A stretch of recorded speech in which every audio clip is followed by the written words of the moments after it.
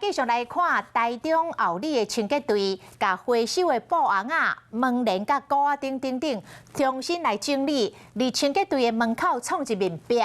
有袂少的民众来倒粪扫拢学落水，手机啊摕出来就翕相咯，将做一个转卡的新景点。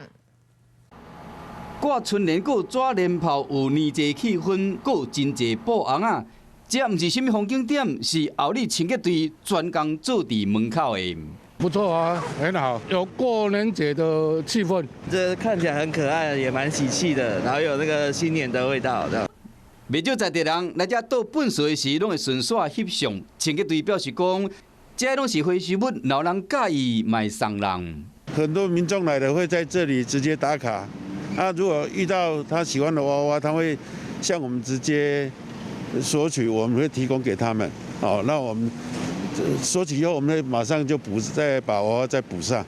想要到这回收物会变成地方上一个热门的新景点。